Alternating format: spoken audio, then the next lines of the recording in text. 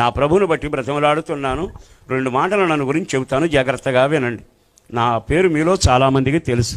మా నాన్నగారు వైర్లెస్ డిపార్ట్మెంట్లో, పోలీస్ డిపార్ట్మెంట్లో వైర్లెస్ ఆపరేటర్గా జాబ్ చేస్తూ ఉండేవాడు. మా తాతలు కానిస్టేబుళ్ళు, మా పినతండ్రులు తెలంగాణలో ఎస్ఐలు. ఇది మా కుటుంబ చరిత్ర. కొద్దిగా పొలం స్థలాలతో ఉంటుండగా బందరులో మేము ఉండేవాళ్ళం. అక్కడ మా నాన్నగారు ఉద్యోగం చేస్తూ చక్కని ఇల్లు కట్టడం కూడా జరిగింది. కానీ ఒకరోజున ఆయన కూటానికి వెళితే అక్కడ దైవజనులు దేవుని వాక్యాన్ని వివరంగా చెప్పి, కాలు జారితే కనబడని లోకానికి వెడతావు, తగలబడతావు అనే వాక్యం ద్వారా మార్పు చెంది ఆయన దేవుని బిడ్డగా మారాడట. మారిన తర్వాత ఉద్యోగం చేస్తుండగా ప్రభు సేవకు పిలిచాడు. సేవకు పిలిచేటప్పటికీ అన్నీ వదిలిపెట్టి మా ఇంట్లో ముగ్గురు, అక్క, చెల్లి, నేను, ముగ్గురిని మూట కట్టుకుని తీసుకొచ్చి హనుమాన్ జంక్షన్ దగ్గర ఓ చిన్న పల్లెటూరు కానుమోలు ఉంటే అక్కడికి తీసుకొచ్చి అక్కడ కూర్చోబెట్టి సేవని ప్రారంభించాడు. అప్పటి వరకు చక్కని తిండి, చక్కని హోదాతనం, అన్ని విధాలుగా మా పరిస్థితి చాలా దీవెనకరంగా ఉంది. సేవ అని వచ్చి అడుగుపెట్టాక దరిద్రమంతా మా చుట్టాలు అయ్యారు. ఓ రకంగా చెప్పాలంటే కష్టాలని ఆటో కట్టుకుని మా ఇంటికే వచ్చినట్టున్నాయి. తినడానికి తిండి ఉండేది కాదు, కట్టడానికి బట్ట ఉండేది కాదు, వేసుకునేందుకు చెప్పులు ఉండేవి కాదు, చదువుకునే పుస్తకాలు ఉండేవి కాదు, ఫీజు కట్టే పని అస్సలు లేకుండా పోయింది. మా నాన్నగారు మాత్రం సేవ అంటూ తన కార్యక్రమాన్ని కొనసాగిస్తుండగా పరమ దరిద్రం వంచినప్పుడు నాకు కోపం, బాధ రెండూ కలిగి మా నాన్నగారిని గురించి, సేవల గురించి భయంకరంగా మాట్లాడుతూ ఉండేవాడిని. అలాంటి దినాన నా తల్లి నన్ను చేరదీసి, అయ్యా ఇది దేవుని సేవరా, దేవుడు ఆశీర్వదిస్తాడరా అని సముదాయిస్తుంటేనేమో కోపం చల్లబడేది, కడుపు నిండకపోతే జీవితం అంతా మంట మండిపోయేది. అలాంటి పరిస్థితుల్లో నా దేవుడు నన్ను దర్శించడం, మమ్మల్ని దర్శించడం, ఈ సేవ కొరకు నిర్ణయించడం జరిగింది. మా నాన్నగారు, తల్లి అంటే ఇద్దరు కలిసి నన్ను సేవకు సమర్పించారు. నువ్వు కొడుకురా అని. అలాగే అని అనుకున్నారు. నాకు చిన్నప్పటి నుంచి అలవాటు ఏంటంటే పెద్దోళ్ళని బాధ పెట్టడం మాత్రం ఉండదు. కానీ పెద్దోళ్ళు చెప్పినట్టు చేస్తాను అనుకోబాకండి. పైకి మాత్రం యాక్షన్ చేస్తూ వెళుతూ ఉండేవాడిని. అలాంటి భయంకరమైన పరిస్థితుల్లో చిన్నప్పటి నుంచి నాకు భయం ఎక్కువండి. ఏ భయం? ఎక్కడైనా సమాధి పెట్టొచ్చిందా నాకు దడబుట్టేది. ఎక్కడైనా భయంకరమైన సావు గంటలు వినబడ్డాయా నాకు కంగారు అయిపోయేది. అర్జెంటుగా పుస్తకాలు లోపల పడేసి నెత్తి మీద నీళ్లు పోసుకుని గుళ్ళోకి వెళ్ళి ఎర్ర బైబుల్ తీసుకుని ఏం ఏడ్చినా ఏడ్చేవాడిని. ఎందుకు ఏడ్చామని మీరు అడగకూడదు, నాకే తెలియదు. భయం అట్లా ఏడిపించింది. చివరికి జరిగింది ఏమిటో తెలుసా? ఆ తర్వాత ఒక రోజుకి తెప్పరి వెళ్ళేవాడిని, మరలా బడికి వెళ్ళేవాడిని. సావకుండా ఉంటారా జనం? సమాధి పెట్టులు రాకుండా ఉంటాయా? అంటే సమాధి పెట్టి వచ్చినప్పుడల్లా సావు కవర్ వచ్చినప్పుడు మారు మనసు వచ్చేది నాకు. ఏంటి నవ్వుతున్నారు? మీరేం తక్కువ వాళ్ళ? ఎవరికాళ్ళే మారు మనసు ఎన్నిసార్లు పొందలేదండి? రోగం వచ్చినప్పుడల్లా మారు మనసు వచ్చింది. మీ జీవితంలో బాధలు వచ్చినప్పుడల్లా మారు మనసు వచ్చింది. ప్రభువా ఈసారిగా నన్ను బతికిస్తే నీ కొరకే జీవిస్తానే వాళ్ళు లేరు. అయితే విచిత్రమైన అనుభవం ఏంటంటే అలాంటి పరిస్థితుల్లో ఒక రోజున నేను స్కూల్కి వెళుతుండగా, మేము బేపన బజార్లో ఉండేవాళ్ళం. మా ఇంటి ఎదురుగుండా ఒక ఆయన బ్రాహ్మణ్ ఉండేవాడు. అద్దంకిమన్నారు, మీలో చాలామందికి తెలుసు. ఆయన రేడియోలో వార్తలు చదువుతూ ఉండేవాడు. వాళ్ళ నాన్నగారు వచ్చి కూర్చున్నారు.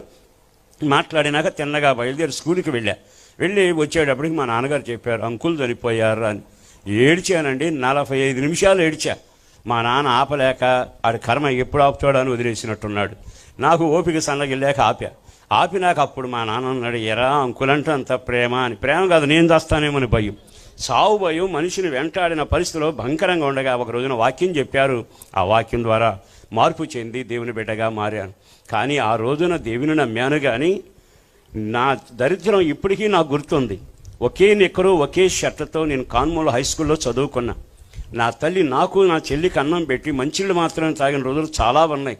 అలాంటి భయంకరమైన పరిస్థితుల్లో నెమ్మదిగా హై స్కూల్ పూర్తి చేశాక గుడివాడలో ఉన్న ఏఎన్ఆర్ కాలేజీకి తీసుకుని వెళ్ళి మా నాన్నగారు, అయ్యా నువ్వు సేవ చేయాలరా అంటూ అదే చదవాలరా అని చెప్పి తీసుకెళ్ళి కాలేజీలో జరిపించి, ఒక్కడవే కొడుకు నువ్వు ఎంతైనా చదువు అన్నాడు.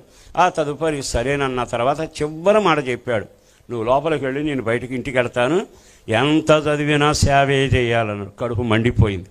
ఆయన చేసినందుకేగా కళకు చెప్పులు లేవు. ఆయన సేవను మొదలు పెడితేనగా ఒంటికి బట్టలు లేవు. సేవను మొదలు పెడితేనగా బ్రతికెట్లా అయిపోయింది. బతికొండగా నేను సేవ చెయ్యకూడదు, బ్రతకలేకపోతే లారీ క్లీనర్గానే వెళ్ళొచ్చు, కానీ మా నాన్న చేసిన తప్పుడు పని నేను చేయకూడదు అని మూర్ఖంగా యోచించా. ఆ తర్వాత కాలేజీకి వెళ్ళానండి. అఖిల నాగేశ్వరరావు గారి కళాశాల. విచిత్రం ఏంటో తెలిసి అక్కడికి వెళ్ళాక కళలన్నీ అబ్బాయి. ఇక ఆ తరువాత ఇంటికాడ నుంచి కబురు వస్తే ఏమైంది, మా నాన్నగారు చావు బతుకులో ఉన్నారు. ఒక 20 మంది విశ్వాసులతో సేవ అని తినటానికి లేక పడరాని బాధలై అస్థి పంజరం అయిపోయాడు. దగ్గరకు వచ్చాక, అయ్యా ప్రభు నన్ను పిలుస్తున్నాడు రా, నేను వెళ్ళిపోతున్నాను, దయచేసి నా మాట విను, చెల్లిని కూడా నువ్వు చదివించి ఒక పాస్టర్ గారికి, అక్కైన ఒక పాస్టర్ గారికి ఇచ్చాను అని చెయ్యి చాపితే చేతిలో చెయ్యి ఇస్తుండగానే చివరి మాట, అయ్యా సేవ చేయరా అంటూ ముగించి తనువును చాలించాడు. ఇక రావలసిన బంధువులంతా వచ్చారు, చేసే తతంగం చేసి వెళ్ళిపోయారు. తిన్నామన్నవాడు లేరు, తినటానికి తిండి లేదు, వేసుకునే బట్టలు లేవు, నేనున్న ఇంటికి కప్పు లేదు, పడుకుంటే దుప్పటి లేదు. భయానకమైన పరిస్థితులు నా పైన సాగుతూనే ఉంది.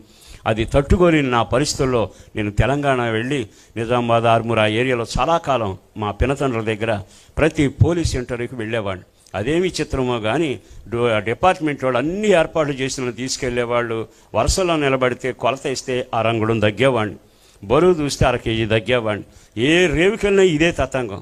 అప్పుడు అనుకున్నాను, దేవుడే నాకు శత్రువు అయిపోయాడని వేదన పడి నెమ్మదిగా తిరిగి వచ్చేసి ఇక హైదరాబాద్ వచ్చాడు. ఇంకో పినతండ్రి ఆపి అక్కడెవరో ఒక ప్రైవేట్ కంపెనీలో ఉద్యోగం చూస్తే ఉదయాన్నే స్నానం చేసి అక్కడికి వెళ్ళగానే జనం గుంపులుగా తిరుగుతూ తెల్ల షర్ట్ మీద నల్ల రిబ్బన్ పెట్టుకున్నారు. ఎందుకు పెట్టుకున్నారు నాకు అర్థం కాక అడగగానే, నిన్న ఉద్యోగం నీకు ఇస్తానన్నాడు ఉన్నాడు కదా అన్నాడు. అవును, నిన్న ఇస్తానని వాడు వచ్చాను అని.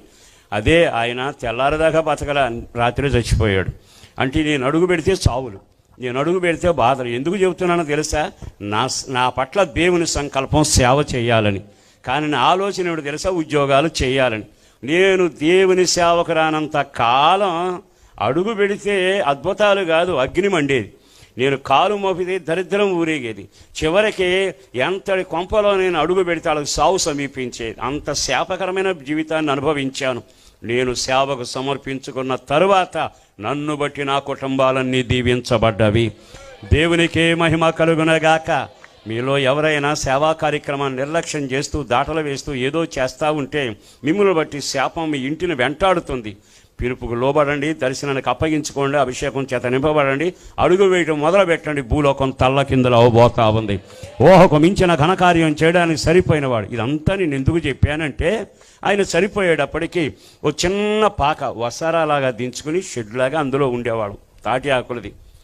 నాకు మొదటి నుంచి ఎందుకు ఈ వాక్యాన్ని జ్ఞాపకం చేస్తున్నానంటే, నా కొరకు నిలిచిన వాడు ఏం చేస్తున్నాడో చెప్పాలని ఆశ.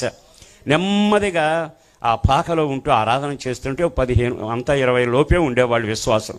ఉన్నట్టుండి నాకు ఒక ఆలోచన కలిగింది. వాక్యం విన్నాక, చదివాక, నడిపించబడుతున్న తర్వాత పక్కన 16 సెంట్ల స్థలం ఉంది పురోహితులది. సరే, నేను నెమ్మదిగా దేవుని వాక్యాన్ని బాగా చదువుతాను, వాగ్దానాన్ని నమ్ముతాను, ఆత్మ నడిపింపుకు అప్పగించుకోవడం నాకు ఇష్టం. వెంటనే నీవు అడుగుపెట్టిన స్థలమును నేను నీకు ఇస్తాను అనే వాగ్దానం నాకు కనబడింది. అది విన్నాక నెమ్మదిగా తెల్లవారుజామున ఆ స్థలంలోకి వెళ్ళి అడుగుపెట్టి ఆ ప్రాంతమంతా ముళ్లతో ఉన్న ఆ చుట్టూ తిరిగి, ప్రభువా మందిరానికి ఇచ్చినందుకు వందనాలు, ఇక్కడ మందిరం కట్టినందుకు వందనాలు, చేసే కార్యం కొరకు వందనాలు అంటూ నెమ్మదిగా చెప్పడం మొదలుపెట్టి తెల్లారకు మునిపే బయటకు వచ్చాము. నాది కాదుగా. ఇలా కొంతకాలం అయ్యిందండి. నమ్మకం బాగా కుదిరింది. దేవుడు కార్యం చేస్తాడని ప్రభు మీద విశ్వాసం పెరిగింది. సరిగ్గా అది జరుగుతున్న రోజుల్లో మాకు ఎదురుగుండా ఆయన బిల్డింగ్ ఉంటుంది, స్థలం ఆసాం బిల్డింగ్. కొంతమంది 10-20 మంది పైకి ఎక్కి వెళ్ళారు. నేను చూస్తున్నాను ఇంటికి వెళ్ళారా అని. ఒక 10 నిమిషాల తర్వాత ఆయన నాకు పిలిపిస్తే వీళ్ళంతా వచ్చారు. ఆ స్థలం కొంటారట, పశువులు గడ్డిబాము పెట్టుకుంటారట, వాళ్ళు అడగటానికి వచ్చారు అని. ఇక అప్పుడు నాకు భూమి గిర్రం తిరిగినట్టు అనిపించింది. ఇంతకాలం ప్రార్థన చేశాను కానీ పని జరిగేటట్లేదుగా. అంటే ఇంతకాలం ప్రార్థన చేస్తే అడుగు పెడితే నీ అడుగు నేతిలో పడుతుందని, నీవు అడుగు పెట్టిన స్థలం నీకు ఇస్తానని, అబ్రహమా నీవు నడవడం కుదిరితే ఎంత పక్కైనా ఎంత దూరమైనా ఎన్ని దిక్కులైనా నడు, నేను ఇస్తానన్నవాడు మరి ఏంటి ఇలా అయిపోయింది అనుకుంటూనేమన్నా. వెంటనే ఆయన ఏమన్నాడు తెలుసా? మీ నాన్నగారి దగ్గర నుంచి ఈ బజార్లో మీరు ఒక్కళ్ళే ఉంటూ చక్కని సేవ అంటూ ప్రారంభించారు. అయితే వాళ్ళు పశువులు కట్టుకుంటే జరిగేది ఏమిటంటే మీ వాళ్ళు ఎవ్వరు అక్కడ కూర్చోవడానికి అవకాశం ఉండదు. అందుకని నాకెందుకు ఒక మంచి ఆలోచన కలిగింది, ఆ స్థలం నీకే ఇవ్వబోతున్నాను. ఆ మాట అనగానే క్రిస్మస్ పండుగ వచ్చేసిందండి. ఇక ఆనందమే. కానీ ఒక అడుగు కిందకి దిగి నిలబడ్డాను. ఎందుకు నిలబడ్డావు అన్నాడు ఆయన. అదేనండి నా దగ్గర పైకం లేదు అన్న. పైకం లేదు అనగానే ఆయన ఏమన్నాడు తెలుసా? రేటు చెప్పానా? పైకం అడిగానా? ఎప్పుడు ఇస్తావని అడిగాను. నేను అడగలేదుగా. అవన్నీ పక్కన పెట్టు, నీ దగ్గర ఉన్నప్పుడు తీసుకొచ్చివ్వు, కానీ నువ్వు అర్జెంటుగా వెళ్ళి నువ్వు ఆ స్థలాన్ని స్వాధీనం చేసుకో. నాకు ఆ పాట బాగా అలవాటు. ఏదది? మాట్లాడమండి? లేదు. చెప్పండి. ఆయన అడగగానే చెప్పిన మాట నా దగ్గర పైకం లేదు అని. నా దేవుడు ఎవరో తెలుసా? పాట మార్చేవాడు. నా దేవుడు ఎవరో తెలుసా? కార్యాన్ని చేయగలిగిన వాడు. 10 పైసలు లేదండి, ఆ స్థలం మొత్తం స్వాధీనం చేసుకుని గొయ్యను పూడ్చి పరంజ్యోతయ్య గారిని తీసుకొచ్చి పునాది వేయించా. ఆ వేయించిన తర్వాత పునాదులు వేసిన రోజు గోడ మీద తిరుగుతూ ఉండేవాడిని. ప్రభా, గుమ్మం పెట్టినందుకు వందనాలు, ఇది స్టేజీ నాయన, ఇక్కడ నేను కూర్చుంటాను, వాళ్ళు అక్కడ కూర్చుంటారు, ఈ సిస్టమ్ అంటూ స్తోత్రాలు చెల్లిస్తూ ఉంటే దారిపోయేవాళ్ళు చూసి, ఏంటి చిన్నపిల్లవాడు కానీ మెంటలు వచ్చినట్టు ఉందగా. మా సంఘస్థులు వచ్చేవాళ్ళు, పాస్టర్ గారు ఏమిటి పద్దాక అట్లా ప్రార్థన చేస్తూ ఏదేదో అంటున్నారని. కాదయ్యా, ఏమి లేదు, దేవుడు కార్యం చేస్తాడు. స్తుతికున్న శక్తి దేనికి లేదు. ఏ సంఘంలో స్తుతి ఉంటుందో, ఎవరి నోట స్తుతి ఉంటుందో, ఎవరి ఆరాధనలో స్తుతి ఉంటుందో, ఆ స్తుతి ప్రపంచాన్ని కదిలిస్తుంది, పరలోకాన్ని దించుతుంది. నేను ఎరిగినంత వరకు ఆ స్తుతితోనే చేస్తున్నాను. ఈ పక్కన గోడ కట్టినట్టు, ఆ పక్కన కిటికీ పెట్టినట్టు, ఈ పక్కన డ్రమ్ము పెట్టినట్టు, అక్కడ సిస్టమ్ పెట్టినట్టు మాట్లాడుతుంటే ఈ సంఘస్థులు మహా తెలివిగలవాళ్ళు. పాస్టర్ గారికి చిన్న వయసులోనే మెంటలు వచ్చింది అని అనుకునేవాళ్ళు. అయినా నేనేం బాధపడలా. నెమ్మదిగా ఓ రోజున దారి అంటే ఒక అతను వెళుతూ ఉన్నాడు. అతను వచ్చి అడిగాడు, ఏమండి ఇదేమిటి అని. మందిరం అయ్యా అన్న. అట్లాగాని వెళ్ళిపోయాడు. రోజు వస్తాడు, రోజు అడుగుతాడు. కడుపు మండి అన్నాను. ఒక్కరోజు నిన్న చెప్పాను, మొన్న చెప్పాను, 4 రోజులు నా వెనకబడి ఇదేమిటి అని అంటున్నావు, కట్టవా అని అడుగుతున్నావు. కాసులుంటే కట్టుకునేవాడిని కనుక కట్టలేదు అన్న. కోప్పడబాకండి అన్నాడు. సరే ఏమిటన్నా, మీరు ఇంతకు నువ్వు ఎవరవయ్యా అంటే అతను అన్నాడు, అయ్యా నేను ఇటుకలు తయారు చేసే వ్యక్తిని, ఇటుకలు తయారు చేశాను. అదే విచిత్రమో కానీ వచ్చిన వాళ్ళు వస్తానే ఉన్నారు, రాయి ఎత్తుతున్నారు, కింద పడేస్తున్నారు, నచ్చలేదని వెళ్ళిపోతామన్నారు. మీరైనా బోనీ చేయండి అన్నాడు. వెంటనే పాట మొదలుపెట్టాను. నా దగ్గర డబ్బులు లేవు. ఆయన దండం పెట్టంటే డబ్బులు నేను అడగలా. నువ్వు డబ్బులు అక్కర్లేదు గారు, మీరు తెచ్చుకుని పెట్టుకోమని. నాకు డౌట్ వచ్చింది. కనీసం 3-4 ఏళ్ళు ఉంది, రాయి ఎవరు కొనటం లేదంటే ఏదో లోపం ఉంటేనేగా. మేస్త్రిని తీసుకెళ్ళినాక మేస్త్రి అన్నాడు, మధ్యలో ఎందుకండి అక్కడికి వెళ్ళి చూద్దామని. తీరా వెళ్ళాక రాయి పట్టుకుంటే భలే సైజ్ అండి, చక్కగా కాలింది, ముచ్చటగా ఉంది. అప్పుడు నేను నెమ్మదిగా 2 రాళ్ళు పట్టుకుని ప్రార్థన చేశాను. ప్రభువా, నీకు వందనాలయ్యా, మనవాడిని అడుసు దొక్కిచ్చావు, కాల్పిచ్చావు, చక్కగా పేరిపించావు, ఎవ్వడ కొనకుండా కంపేశావు, నా కోసమే కంప తీసావు. ఈ రాళ్ళను బట్టి నీకు వందనాలయ్యా అని చెప్పి 10 పైసలు లేకుండా మొత్తం తీసుకొచ్చి గోడలన్నీ పైకి కట్టేశానండి. గోడలన్నీ పైకి కట్టేశాక నెమ్మదిగా సంఘస్థులు రావటం, అయ్యగారు దేవుణ్ణి ఇబ్బంది పెట్టకూడదండి అంటున్నారు. నాకు ఈ బాధ అప్పుడు దాకా తెలియదు. నాకు తెలిసిన బాధ ఏమిటంటే, అడుగుతూ ఉంటే ఇస్తూ ఉంటాడు, అయ్యా అని పిలుస్తుంటే పక్కన వస్తాడు, నీవే నా సర్వస్వం అంటే నేనే నీకున్నాను అంటాడు. అంతవరకు నాకు తెలుసు. కానీ వీళ్ళు అనేది బాధ పెట్టకూడదట. ఏమిటన్నా, ఇప్పటి వరకు దేవుడు చేశాడు కదండి, పైకప్పు ఇంకొక 2 సంవత్సరాలు ఆగి నాకు వేసుకుందాం, తొందరపడొద్దు అన్నాడు. అంటే అర్థం ఏంటంటే దేవుడి మీద వేళకు జాలి. దేవుడు ఒకవేళ చేసేస్తాడేమో భయం. నా ప్రభుని బట్టి చెబుతున్నా, 24 గంటలు ఆయన కళ్ళు తెరిచే ఉంటాడు. నీ దేవుడు కునుకడు, నిద్రపోడు. నా ప్రభుని బట్టి బ్రతిమలాడుతున్నా, ఎప్పుడు అడిగినా, ఎక్కడ అడిగినా, ఎలా అడిగినా ఆయన నిరంతరం నీ కొరకే ఎదురు చూస్తూ ఉన్న దేవుడు. నెమ్మదిగా ప్రార్థన చేశాను. ఆ తర్వాత ఒక ఆయన వచ్చాడు. ఏమండి పెద్ద ఆయన, ఏమండి పైకప్పు ఎందుకు వేయలేదు అన్నాడు. పైకం లేదు, పాట తెలుసుగా, పైకం లేదు అన్న. ఈ పాట పాడగానే ఆయన ఏమన్నాడు, పైకం సంగతి పక్కన పెట్టండి, నేను ఒక చక్కని కోళ్ళఫారం వేశానండి, కొత్తది, చాలా ఖరీదైన చెక్కతో వేశాను. మా ఆవిడ పెట్టేదాకా ప్రాణం తీసింది. పెట్టినాక కోళ్ళు వచ్చాయి, కంపో తీసేయి అంటుంది. పెట్టి కూడా ఎలా అవ్వలేదు. ఆ తర్వాత నేను ఏమన్నానంటే, ఎందుకు వచ్చారు మీరన్నా.